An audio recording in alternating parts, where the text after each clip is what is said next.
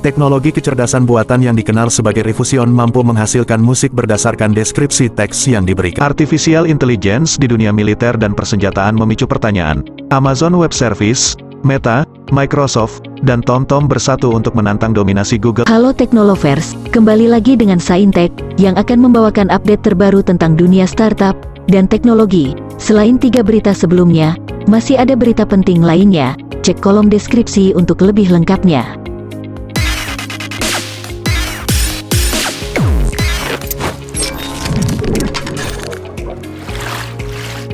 Layanan pengiriman drone Walmart kini telah tersedia di Amerika Serikat. Sistem ini bekerja dengan cara memungkinkan pembeli yang berada dekat dengan salah satu situs drone Walmart memesan pengiriman udara dengan berat hingga 4,5 kg yang akan sampai dalam waktu 30 menit. Layanan ini merupakan hasil dari kerjasama dengan startup layanan drone bernama DroneUp yang menggunakan pilot drone bersertifikasi. Ini merupakan babak baru dalam perlombaan perusahaan retail raksasa untuk membawa drone ke dalam bisnis pengiriman barang.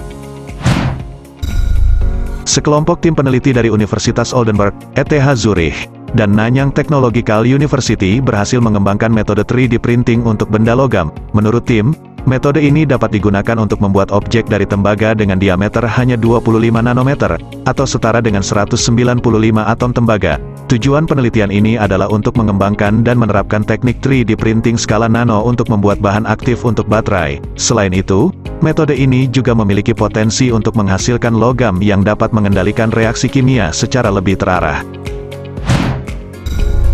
Perang chip antara Amerika Serikat dan China terjadi ketika Amerika mengumumkan beberapa kontrol ekspor chip ke China dengan tujuan untuk menghambat kemajuan China dalam industri semikonduktor. Selain itu, Amerika juga memotong jalur utama talenta Amerika yang bekerja di China. Ini dikarenakan chip canggih merupakan penggerak untuk superkomputer, kecerdasan buatan, dan perangkat keras militer.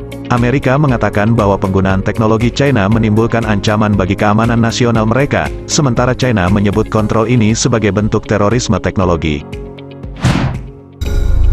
Intrinsic, perusahaan software robotik dan kecerdasan buatan yang dimiliki oleh Alphabet, induk perusahaan Google, baru saja mengumumkan bahwa mereka telah mengakuisisi beberapa divisi dari Open Robotics, perusahaan software robotik berbasis di Singapura. Open Robotics, yang merupakan merek payung untuk Open Source Robotics Foundation dan Open Source Robotics Corporation, didedikasikan untuk mendukung pengembangan, distribusi, dan adopsi software open source untuk digunakan dalam penelitian robotika, pendidikan, dan pengembangan produk. Dengan akuisisi ini, komunitas dapat mengharapkan manfaat jangka panjang melalui peningkatan platform open source ini.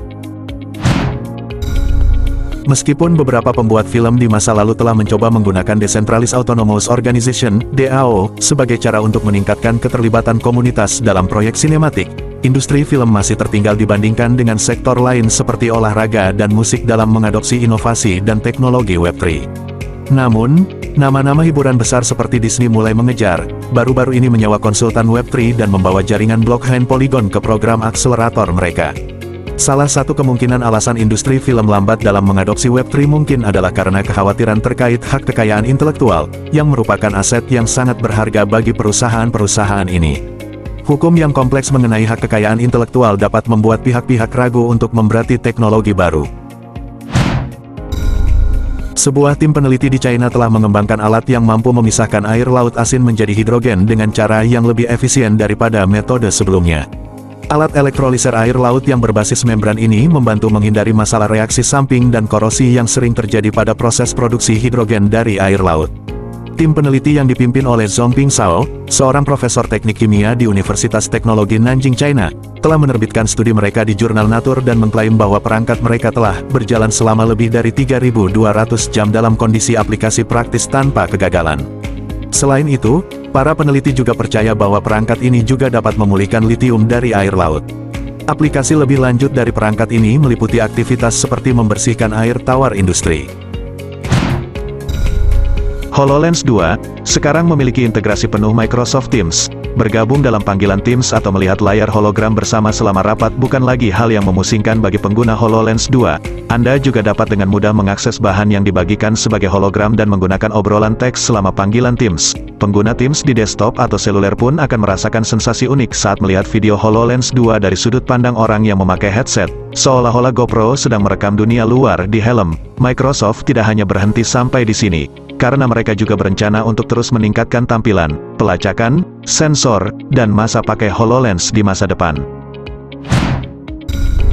Amazon Web Services, Meta, Microsoft, dan TomTom bersatu untuk menantang dominasi Google di dunia peta digital. Mereka bekerja sama dalam program bernama The Overture Maps Foundation yang dihosting oleh Linux Foundation. Tujuan dari program ini adalah untuk mengembangkan data peta yang bisa dioperasikan sebagai open source sebagai langkah untuk menghadapi Google. Misi utama dari Overture Maps Foundation adalah untuk menguatkan produk peta digital baru dengan mengumpulkan data terbuka yang bisa digunakan dan diakses kembali di seluruh aplikasi dan bisnis, dengan setiap anggota yang ikut serta memberikan data dan sumber daya mereka. Ini merupakan upaya bersama untuk menciptakan alternatif yang lebih terbuka dan adil dalam dunia peta digital yang selama ini dikuasai oleh Google.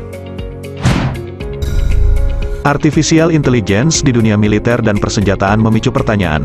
Apakah kecerdasan buatan akan menjadi sahabat atau musuh bagi manusia? AI dibutuhkan untuk menyediakan bantuan robotik di medan pertempuran. Namun sejumlah pengamat merasa khawatir penggunaannya terutama dalam pertempuran yang terjadi di kota. AI dianggap tidak mengerti hukum konflik bersenjata, Laws of Armed Conflict, dan memiliki pandangan sempit tentang dunia sehingga gagal menavigasi konflik di dalam kota, sehingga terancam menjadi robot pembunuh. Human Rights Watch pun meminta larangan penggunaan penuh AI otomatis untuk membuat keputusan krusial, sama seperti larangan terhadap penggunaan senjata biologis dan kimiawi. Kekhawatiran lain adalah terhadap kemungkinan adanya peretasan terhadap AI dan penyusupan malware ke dalamnya, seperti yang terjadi 10 tahun lalu dengan senjata siber Stuxnet di Iran. Teknologi kecerdasan buatan yang dikenal sebagai Rifusion mampu menghasilkan musik berdasarkan deskripsi teks yang diberikan. Rifusion merupakan teknologi AI open source yang masih dalam tahap pengembangan, sehingga musik yang dihasilkan belum sekompleks yang dibayangkan. Genre musik yang dihasilkan juga masih terbatas pada genre-genre populer seperti jazz, rock, dan pop. Walaupun demikian, kehadiran teknologi ini membuktikan bahwa konsep kecerdasan untuk menghasilkan musik dapat berhasil dan akan terus berkembang. Hal ini menjadi tantangan baru bagi pekerja seni di era modern seperti saat ini.